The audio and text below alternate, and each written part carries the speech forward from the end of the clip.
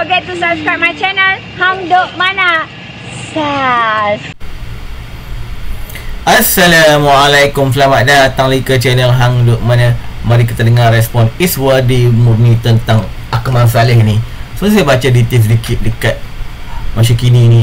Isu hutang PTPTN dah dulu lagi BN dah cakap, kata Akmal. Saya baca detail lagi. Pemuda UMNO hari ini membidah kerajaan khususnya Pakatan Harapan berhubung isu hutang pinjaman PTPTN. Akhirnya mari kita dengar respon detail daripada Iswadi Murni. Dia akan minta komen macam biasa. Okey, saya nak bawa isu Akmal Saleh. Akmal Saleh baru ni dia menghentam Pakatan Harapan sekali lagi. Pemuda UMNO hari ini membidas kerajaan khususnya Pakatan Harapan berhubung isu hutang pinjaman tabung PTPTN. Ketua Pemuda UMNO Dr. Akmal Saleh dalam kenyataan di Facebook kata, sejak zaman BN memerintah lagi, kerajaan telah memaklumkan bahawa hutang peminjam pekanan tidak boleh dimansuhkan. Namun katanya Perdana Menteri ketika itu Najib Razak dimaki dan dihina. Kita dah cakap dah dari sejak zaman BN kerajaan dulu, tapi tak percaya. Malah kutuk lagi kerajaan ketika itu dan berbakul Najib dimaki dan dihina, katanya.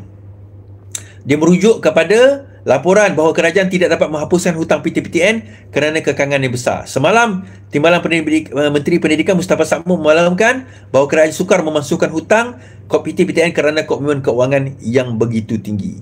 Katanya kerajaan perlu mengambil kira komitmen peminjam yang sebelum ini telah melunaskan hutang yang dianggarkan 76 bilion ringgit. Okey. Now, saya nak jawab kenyataan daripada Akmal ni. Yang pertama sekali, Akmal,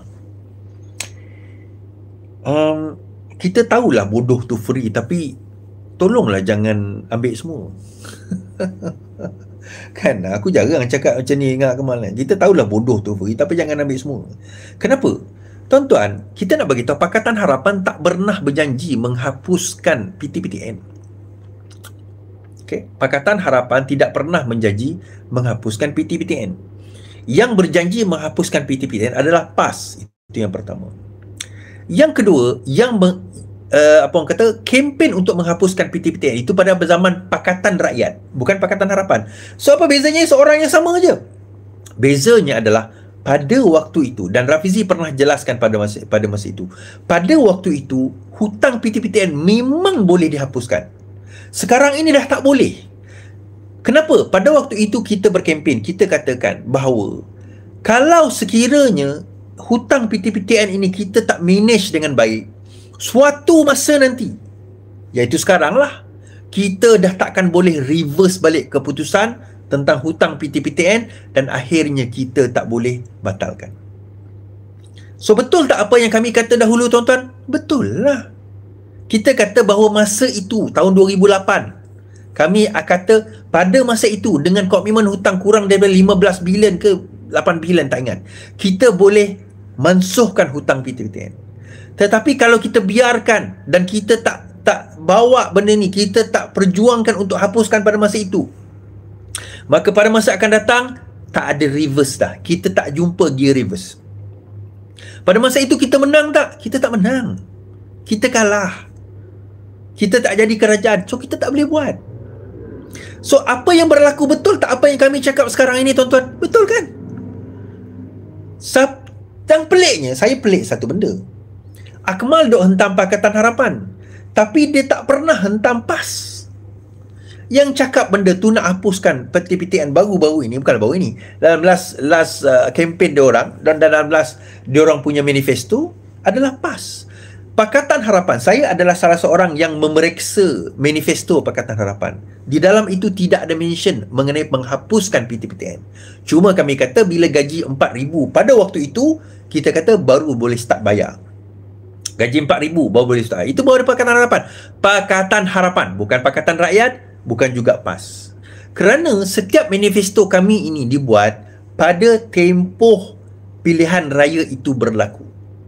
Kita tak boleh ambil manifesto tahun 2008, tahun 1999, lepas tu kata, tengok, 1999 kamu pernah cakap macam ni, 2008 kamu pernah cakap macam ni. Ini tahun 2024, bye. Tahun 2004, 2024, dah 20 tahun. Engkau 20 tahun dulu pun kau tak habis belajar. Tiba-tiba sekarang kau nak cerita yang 20 tahun dulu punya cerita. Baik kau cerita 100 tahun dulu punya cerita. kita melihat manifesto, kita akan melihat situasi dan keadaan semasa. Dulu kami pernah berkata kami nak hapuskan PTPTN tahun 2008 kerana pada waktu itu PTPTN boleh dihapuskan. Dan kita kata kalau sekiranya PTPTN tidak dihapuskan pada masa akan datang, iaitu sekarang, kita tak akan boleh reverse balik decision tersebut. Betul tak apa yang kami kata? Betul tak apa yang kami kata? Jadi tuan-tuan, kita nak macam mana nak kata? Kita nak lihat pemuda UMNO ni, orang yang sepatutnya sudah menginjak kakinya ke hadapan. Kita tak nak ungkap cerita lama. Bila kita berlawan tahun sebelum kita bergabung di bawah kerajaan Madani, kita berlawan, kita tak nak ungkap cerita lama. Kita boleh buka cerita. Kita boleh buka cerita bagaimana apa yang UMNO dan Barisan Nasional buat, apa yang Najib buat, apa yang BN buat pada waktu itu. Kita boleh cerita. Boleh je saya nak buat cerita, bukan lama pun, beberapa tahun lepas je. Tapi kenapa sekarang ni kami tak nak buka cerita? Sebab masa ini kita kata tak apa, kita nak melangkah ke hadapan. Macam mana kita nak majukan negara. Tapi Akmal ni masih lagi nak membawa ke cerita belakang.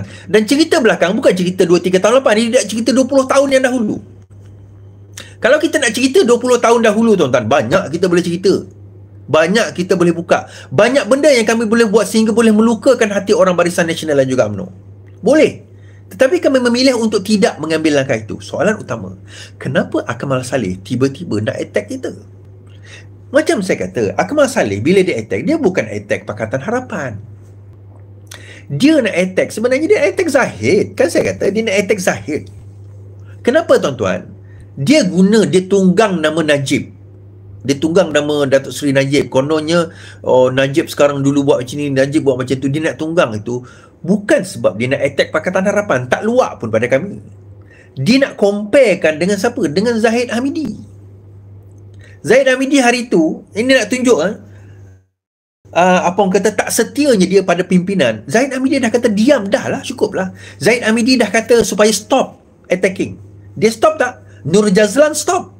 Tapi dia stop tak? Dia tak stop. Kerana apa? Sebab memang saya kata, dia sebenarnya berada di dalam politik ini bukan untuk apa orang kata nak memajukan negara kita ataupun UMNO ke hadapan. Bagi saya nampak dengan perbuatan ini seolah-olah dia memang cuba untuk jatuhkan kepimpinan Zahid Hamidi. Seolah-olah lah. Sebab kita pun tahu dia ni orang yang incline, cenderung kepada apa orang kata, cenderung kepada Hishamuddin, cenderung kepada kem sebelah. Kita pun tahu benda tu. Jadi Hishamuddin dan kem sebelah ni memang sayang kepada PAS, memang cenderung kepada PAS. Kan? Jadi that's why kalau kita perasan, dia tak attack PAS tuan-tuan. Dia attack Pakatan Harapan. Dia attack Pakatan Harapan ni bukan sebab dia nak attack Pakatan Harapan. Dia nak attack Zahid. Itu orang kata pukul anak untuk sindir menantu. Dia pukul anak tu bukan untuk dia nak pukul anak tu. Dia nak pukul anak untuk sindir menantu dia. Itu tujuan dia. Dan saya bawa cerita itu Akmal Saleh. Yang ni pula apa orang kata, cerita Syed Saddiq.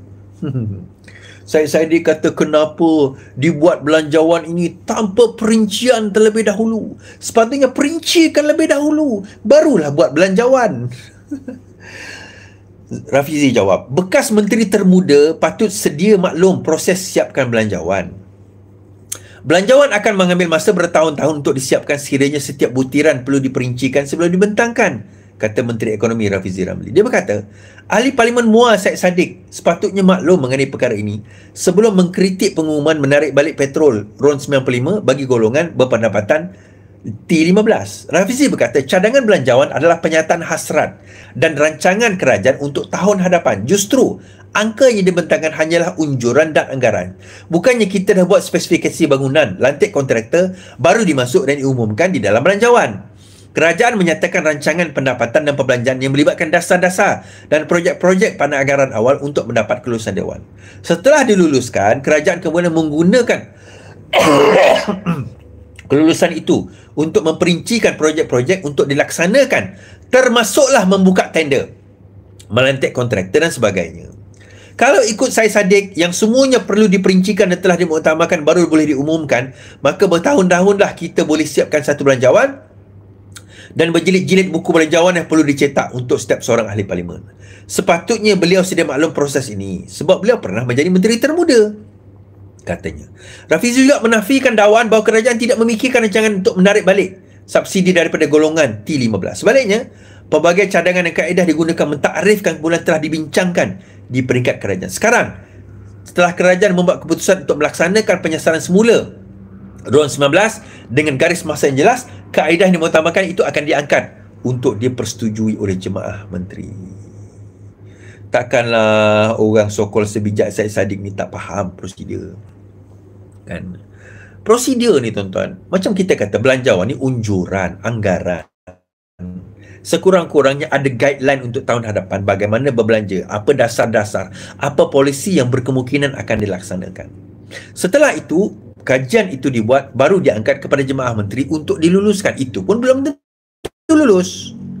Mungkin setelah dibawa, mungkin ditolak, diubah, mungkin diterima, mungkin tidak diterima. Sebab itu dinamakan ada perbincangan, itu dinamakan unjuran, itu dinamakan belanjawan. Kalau ini pun Syed Saddiq tak faham, saya pelik lah macam orang Muar boleh pilih dia. Tapi itulah, tak apa kan? Tak apa, lepas ni kita boleh lawan dia balik, kan? Kita boleh lawan dia balik. Dan membawa kepada satu perkara yang sekarang ini yang amat besar, Ali bersekutu bersatu pertikai keputusan JPP, kata tak akan ubah apa-apa. Macam saya sebut hari itulah. Timbul pertikaian berhubung keputusan pemilihan bagi Sayap Bersatu dengan seorang anggotanya membuat aduan kepada ROS.